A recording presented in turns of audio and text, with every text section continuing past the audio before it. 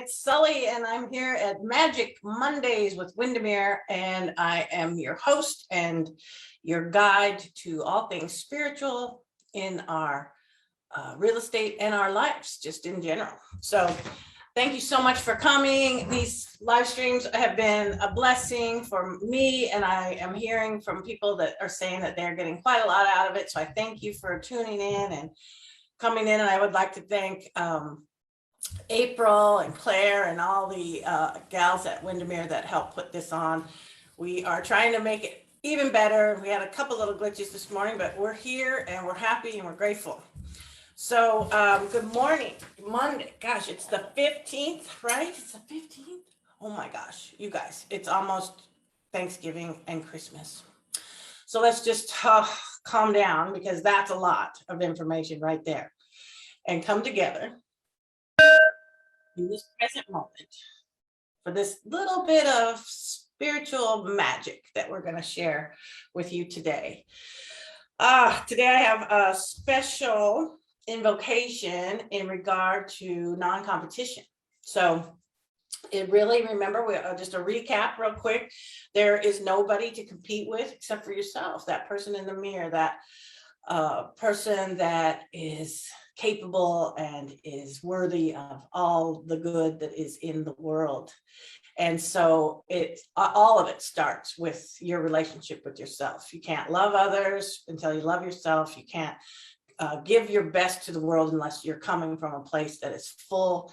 And so we're talking about filling up that spiritual cup here today. So I'm going to do a little prayer for you today from Louise Hay. And Louise Hay has a publishing house in Carlsbad. She was a religious science minister, and that is what I am doing. I'm in her footpath of ministerial, the School of Ministry in religious science. And she wrote this beautiful prayer that I'm going to start us off with today. So just take a minute, get in this space. And it goes like this. Deep at the center of my being, there is an infinite well of love. I now allow this love to flow to the surface. It fills my heart, my body, my mind, my consciousness, my very being, and radiates out from me in all directions and returns to me multiplied. The more love I use and give, the more I have to give, because the supply is endless. The use of love makes me feel good. It's an expression of my inner joy. I love myself. Therefore, I take loving care of my body. I lovingly feed it nourishing foods and beverages. I lovingly groom it and dress it. And my body lovingly responds to me with vibrant health and energy. I love myself. Therefore, I provide for myself a comfortable home, one that fills all my needs and is a pleasure to be in. I fill the rooms with the vibration of love so that all who enter, myself included, will feel this love and be nourished by it. I love myself. Therefore, I work at a job that I truly enjoy doing, one that uses my creative talents and abilities, working with and for people that I love and that love me, and earning a good income. I love myself. Therefore, I behave and think in a loving way to all people. For I know that which I give out returns to me multiplied. I only attract loving people in my world, for they are a mirror of what I am. I love myself. Therefore, I forgive and totally release the past and all past experiences, and I am free. I love myself. Therefore, I love totally in the now, experiencing each moment as good and knowing that my future is bright and joyous and secure, for I am a beloved child of the universe, and the universe lovingly takes care of me now and forevermore, and so it is. Ooh, working at a place that I love and with people that I love and using my creative talents, that's what it's all about. So when we talk about non-competition, we're not competing with anyone, again, except for ourselves. So my dog is barking in the background. I don't know what they're doing up there, but so your competition isn't other people. So your competition is your procrastination. It's your ego. It's the unhealthy food that you're consuming. It's the knowledge that you're neglecting. It's the negative behavior you're nurturing and your lack of creativity. So compete against that, don't compete against someone else. I was thinking today, it's like, yoga, we do a little yoga, right? A lot of us have experienced that on a mat. Well, if you're at a yoga studio and you're standing on a mat and you're looking over, worried about what other people are doing or what they might be thinking about you, and then you try to put yourself in a pose, you're going to fall. You're not going to be sturdy on your feet. So like, stay on your own yoga mat, right? Stay on your mat in life and stay in your circle of what concerns you, but, be a good person. We were talking about that last week, go out and be all that you can be and love people. Can you love people and really care about other people? And I know that, I was thinking too, that we all want to help people. We see someone struggle. You go on Facebook, you're scrolling and you see somebody has a GoFundMe, something happened to their dog, someone got in an accident. We all just jump in to help those people because that's really our nature. So how do we get to this place where we start comparing ourselves with others and maybe taking the eye off of our own prize, which is ourselves, and the gifts that we have to bring to the world? So what I've summed it all down to is the illusions of the ego. So the ego can get out of control. I just finished a psychology class in my master's ministerial school program. And I was talking about the id and the ego and the super ego, so the ego kind of tries to keep things neutralized between the id, who wants everything, pleasure over pain, anything, they want it all now. And then the super ego is trying to comply with, the world's standards and, protocols and manners and things like that, things of expectation. And then, so the ego is good, but the ego can start tipping over into the id side, if you will.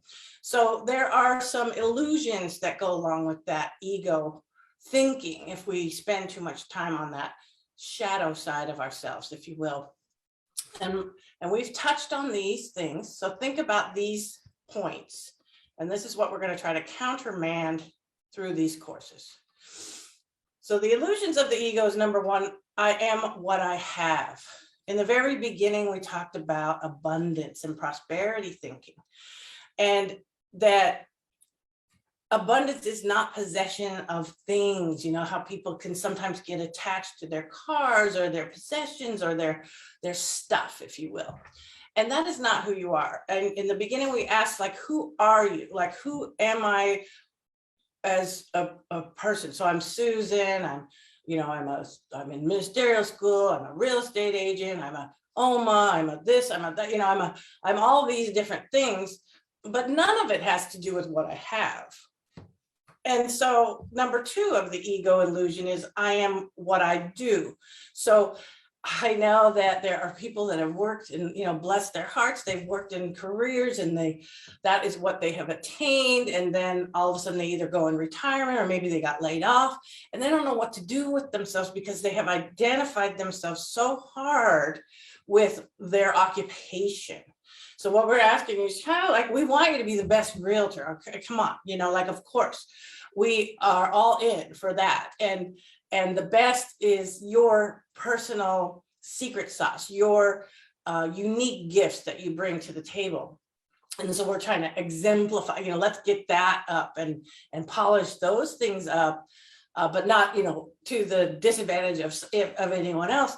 But, you are so much more than what you do. So what do you do in your neighborhood? What brings you joy? I did my roses. Although this weather is so bipolar, it's late to be cutting back my roses, but I'm a gardener, and so I want good roses in the future. So I had to go out there and cut those back, even though they're like trying to make roses right now, because what was it, like 80 something at the coast yesterday? It was like, wow. But anyway, I am not what I do. I'm not what I do as a realtor. I'm not what I do at home. I am this entity, this person who has come here for a purpose on a spiritual level. And that's what I want, that's what my studies are all about, philosophy and things like that. What we are so much more than what we only dwell in on the daily basis sometimes, so we're trying to work through that. Number 3 is I am what others think of me. This is a huge peril because I can't control, and what you think of me is really none of my business.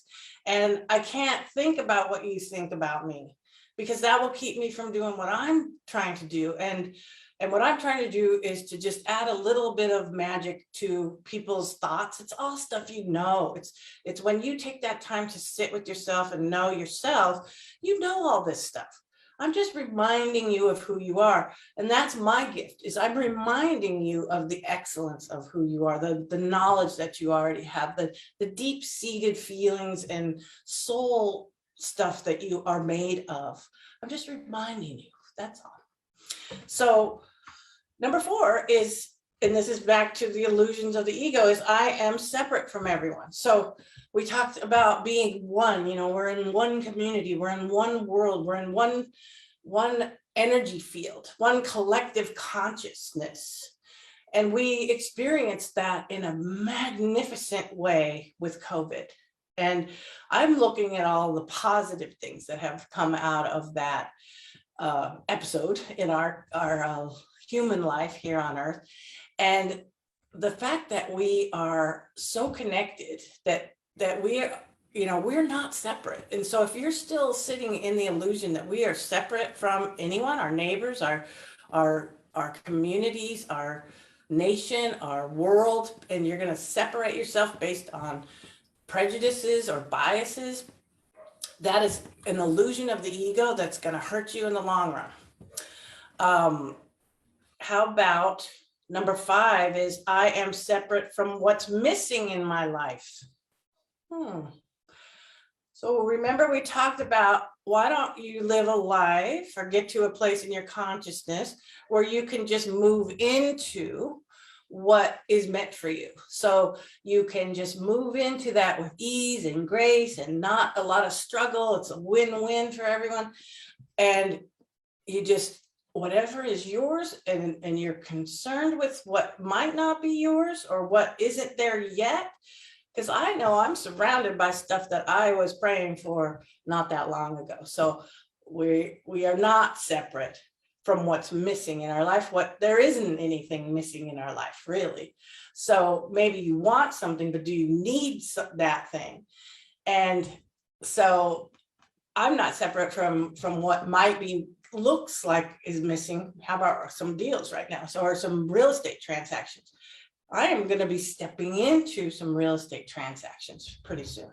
I've got meetings lined up. I'm going to see how the universe unfolds. So there's really nothing missing.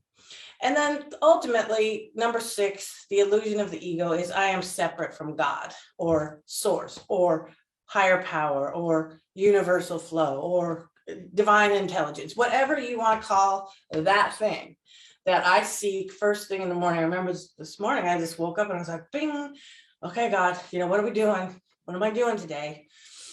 It's Monday, it's magic, woo, and I connect to the higher power, to that higher, it's like filling up my gas tank. I'm filling up, I want it all full, I want it clean in there, I want to, be appreciative of everything that I have, and I want to share those gifts as I go out in the world and whoever I'm meeting, and remembering, that we're all one. So we want to be good to people. Like, let's be good to people, because you'll be remembered more for your kindnesses that you extend to other people than any level of success that you might be able to attain on this earth in this lifetime. So notice things about people that you admire or you dislike. Let's say you don't like someone, or you're having a squabble with someone. One of the exercises I do in the actual live workshops is everybody walks around with a notepad tied to their, pinned to their back, and then everybody writes what they think about that person. Like, she's very vivacious, or, beautiful, or funny, or dynamic or whatever, those things might be. Of course, I'm saying that all about myself, because I love myself. But it's true. Those things are true. And then when you take that paper off of your back after this little exercise in the live workshop, and you look at that paper, and these are things that you've never even thought about yourself. And what I'm saying, you guys, is you are all so amazing and unique and divine and intelligent and so capable. Like we're only doing a fraction. What did I just read today was that if an oak tree was a human, it would only grow to about 10 feet. You know what I mean? Like, come on, you guys, we could do so much better. So there's no competition. There is nobody that is going to do you. It's you alone that are going to be here. So what would, my time with you wouldn't be complete if I didn't pull out a couple books. So what I got today? Let's see what I pulled out for you. This one is called The Magic of the Soul, Applying Spiritual Power to Daily Living. That's a good one. Oh, and it's talking about spiritual maturity.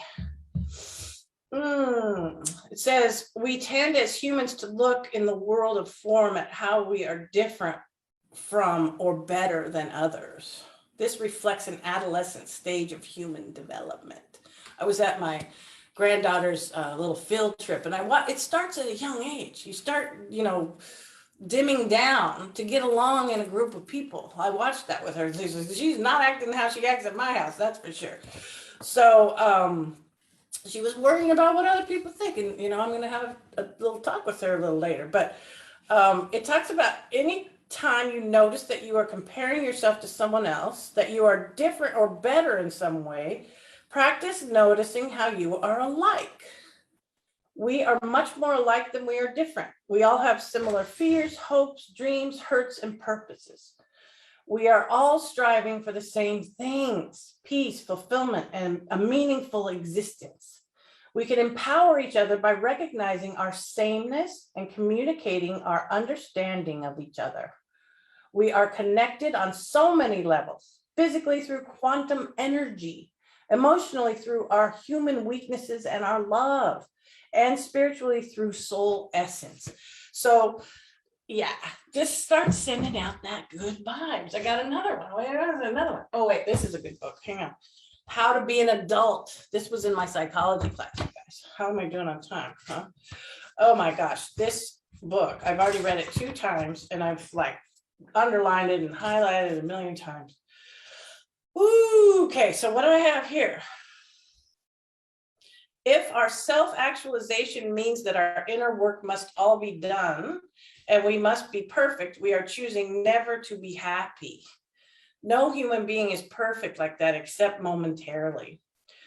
So the hero's journey metaphor powerfully illustrates that every step on the path is sacred. So wherever you are is exactly perfect. You're a brand new agent, you're exactly perfect. You're in the business 40 years, you're exactly perfect. Everything is perfect and whole and complete. So it says wholeness is completeness, not perfection. Even Carl Jung said that. So there is no struggle. This is a great book. I would highly recommend it. How to Be an Adult. Who knew I was not an adult for so long? Another little quote that I have for you today. It's not that one. And I guess, wait, we have 2 more weeks of this month? Gosh, I don't even know. I just am looking forward. I already booked our guest speaker. So just so you guys know that at the end of the month, so each week, each Monday, I take a topic. This month, it's all on non-competition.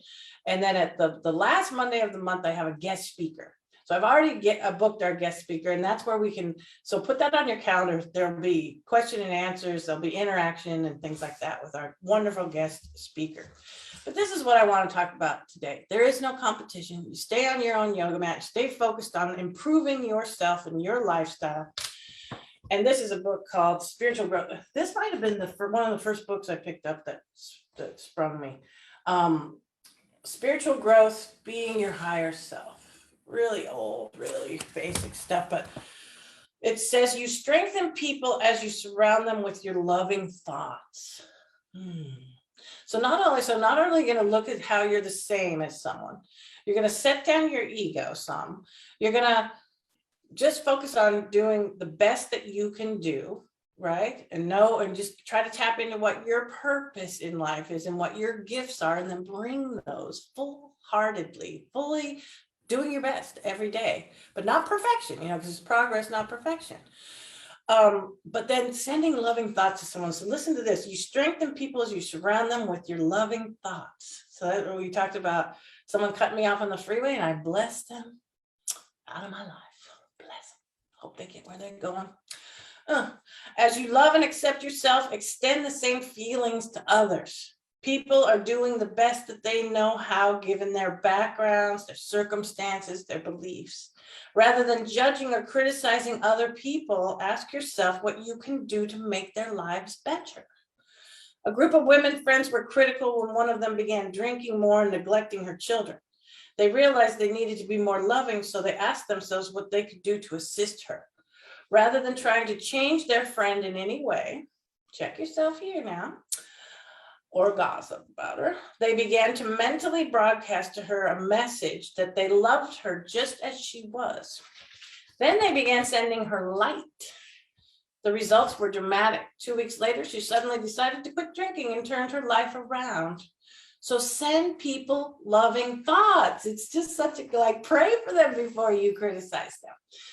Just set yourself back. Just hang on a minute now. You're all looking around trying to judge people, criticize people, or worry about them, or compare your stuff up to theirs. You can get little tips and stuff. I definitely learn from people all day long, but I'm not trying to get one up on them and step on them, because it doesn't matter. You're not going to get any taller by cutting someone's head off, So send people loving thoughts. As you do, you strengthen them and support them in attracting good things. Great masters spend much of their time in states of deep love, sending energy and love telepathically to those who are asking for assistance or not. So just send love, just be love. That's really kind of the impetus, And then I'm going to probably close it up with this. My dear roommate and friend, she works at the library, and she gave me this book, Brene Brown, Dare to Lead. Oh, what a great book. I love Brene Brown, don't you? Oh my gosh. So anyway, I just wanted to leave you with this. I love this quote. It was one of my favorites from a long time ago too. But she says, it's not the critic who counts, not the man who points out how the strong man stumbles, or where the doer of deeds could have done them better. The credit belongs to the man who is actually in the arena, whose face is marred by dust and sweat and blood, who strives valiantly, who errs, who comes short again and again, who at the best knows in the end the triumph of high achievement, and who at the worst, if he fails, at least fails while daring greatly. So go out there today. Make it a great day. Gosh, go out and send love to people. See what happens. Gosh, we're going to be doing shopping and stuff like that. So you definitely need to send love. Last week we pulled a card and it was trust. Let's see what the world tells us, because the universe wants us to know today. Simplicity is the word for this week. Just keep it simple. Keep it simple. Stay in your lane. Don't worry about what anyone else is doing. There is no competition. You're perfect. I'm going to leave this with you with a prayer. And it's, I know that I am in the Spirit of God. I know that the Spirit of God is in me. I know that this Spirit is complete and perfect. Therefore, I must be complete and perfect. It must be complete and perfect in me. I know that this Spirit is now operating in my affairs. It is manifesting its beauty and harmony in everything I do. I know that my body is a spiritual idea manifesting in form. I know that every organ of my body, being a manifestation of pure spirit, contains within itself a pattern of joy, of peace, of divine order, of harmony, and complete perfection. Now, if that isn't magic, I don't know what is, because I got goosebumps on that. So that's my show for today. Make magic. Come back next Monday. See you at 9 o'clock.